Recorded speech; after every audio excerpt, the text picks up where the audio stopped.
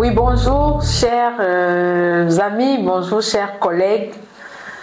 Je viens aujourd'hui nous parler d'un autre aspect de notre travail qui constitue une réelle épine. C'est quoi le staffing au sein des équipes de communication?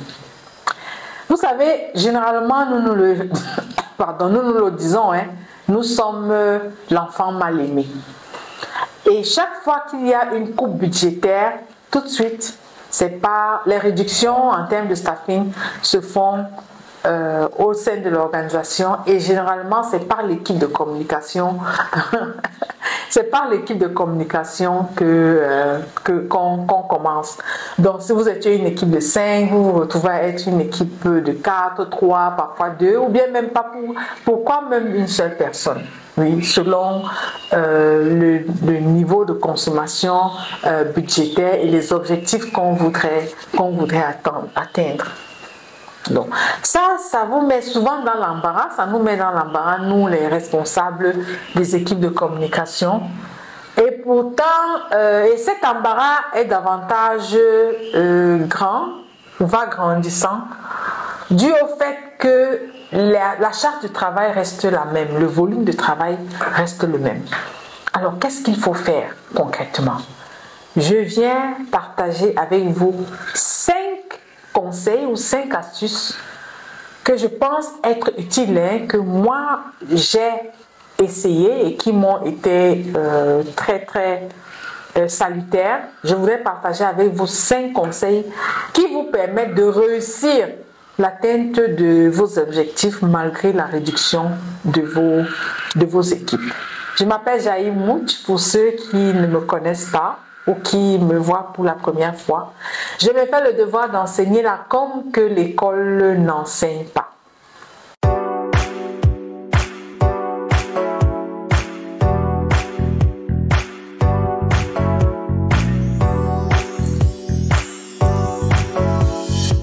Voilà. Cliquez, s'il vous plaît, cliquez sur la cloche de notification pour recevoir les prochaines vidéos. Aimez et surtout partagez afin que le maximum de personnes prennent connaissance de ces expériences et de ces conseils. Voilà que je partage avec vous. Le premier conseil, c'est quoi? Ne jouez pas les Rambo. Ne montrez pas que vous pouvez faire. À chaque jour suffit sa peine, comme on dit. Donc faites l'essentiel et réservez le reste des tâches pour le lendemain. Ça, c'est la première étape. Ne jouez pas les Rambo, ménagez-vous. Parce que, comme on dit, qui veut aller loin ménage sa monture. Donc, ménagez-vous. Et ce faisant, faites juste l'essentiel en réfléchissant sur les stratégies que vous allez mettre en œuvre pour pouvoir réussir dans vos missions. Ça, c'est le premier conseil. Deuxième conseil, élaborez une liste des tâches que vous et le restant des membres de l'équipe peuvent faire et celles que vous pouvez confier à des prestataires externes. Donc vous essayez de regarder, vous voyez qu'est-ce que moi je peux prendre comme responsabilité, qu'est-ce que l'autre partie prenante ou bien l'autre membre de l'équipe, ce restant peut prendre comme responsabilité et quelles sont celles-là qu'on peut sous-traiter à des prestataires externes. Voilà. Donc une fois cette liste de tâches bien circonscrite, essayez de demander déjà de l'aide dans les équipes externes aux vôtres. Si vous avez par exemple des projets ou des programmes, des équipes de projet ou des équipes de programme ou bien des équipes terrain, lancez le concept de points focaux communication. Voilà. Préparez pour eux des thèmes de référence très légers et solliciter l'appui des personnes d'autres équipes qui pourront constituer des points focaux pour vous. L'avantage avec les points focaux que vous obtenez dans les autres équipes, c'est quoi? C'est que vous procédez au renforcement de leurs capacités. Et ça, c'est un élément que vous pouvez vendre pour pouvoir recruter des points focaux dans les autres équipes. Vous savez, généralement, lorsqu'on évolue dans sa carrière, on a besoin de la communication à tous les niveaux. Et plus on grandit, plus les compétences en communication sont requises. Donc, avec des éléments de renforcement des capacités, des personnes volontaires sont preneuses et c'est ainsi que vous avez des appuis ci et là pour l'atteinte de vos objectifs.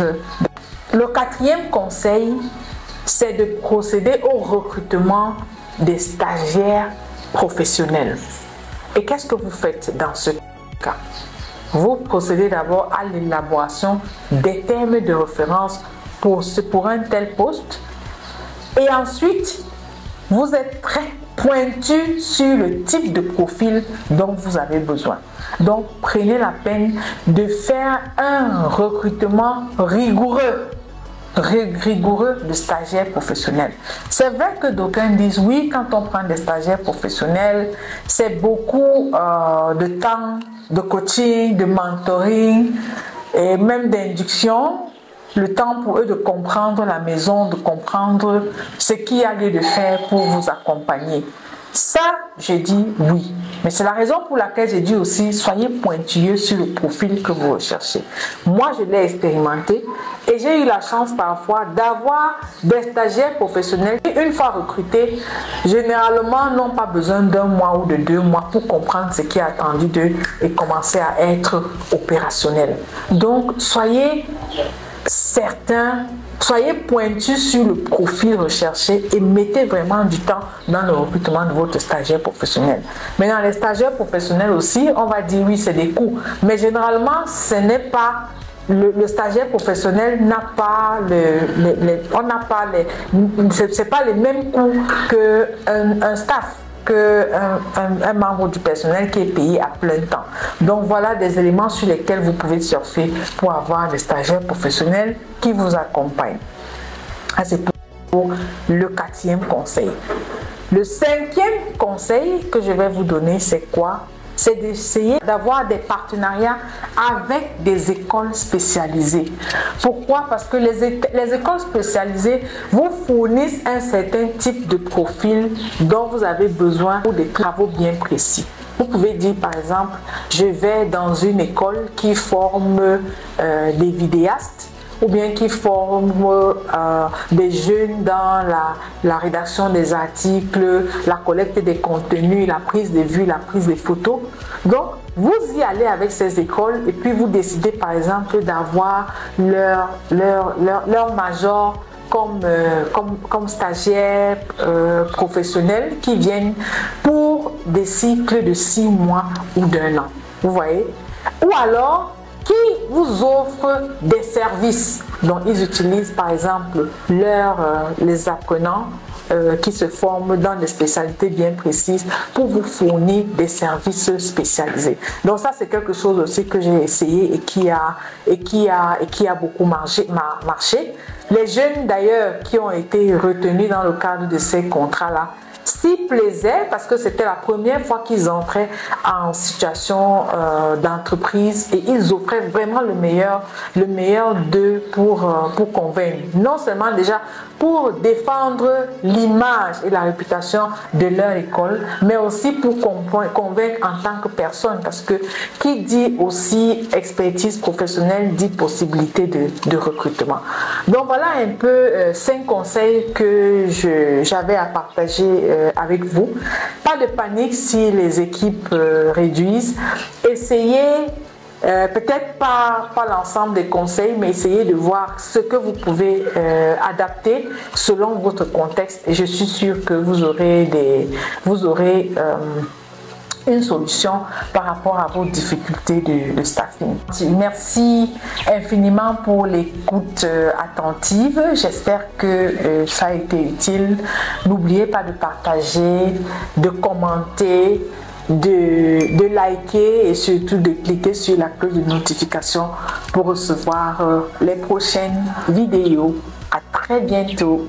Bye, bye, bye.